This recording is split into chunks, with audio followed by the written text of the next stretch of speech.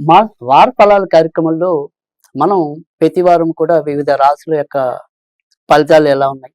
వారు ఏ రకంగా జాగ్రత్తలు తీసుకోవాలి? ఇత్యాది విషయాలన్నీ కూడా మనం ఈ వార ఫలాల కార్యక్రమంలో తెలుసుకుంటున్నాం.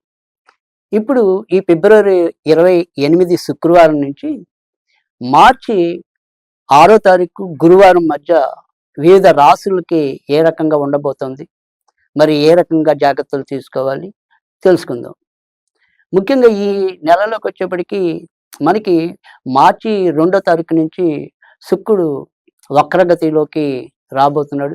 కనుక మరి సౌఖ్యాలన్నిటికీ కూడా మూలకారకుడు ప్రస్తుతం వక్రస్థితిలో ఉండటం అనేది జరుగుతుంది. కనుక ఈ వారమంతా కూడా వివిధ రాశుల మీద మరి ఏ రకంగా ప్రభావం ఉండబోతుందనేది కూడా ఒకసారి తెలుసుకుందాం.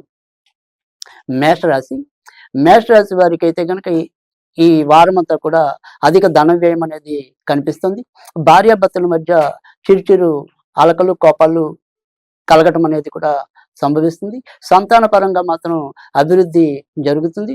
గృహ నిర్మాణ రంగాలకి చేయూతనివ్వటం అనేది ఈ వారం అయితే తటస్థిస్తుంది.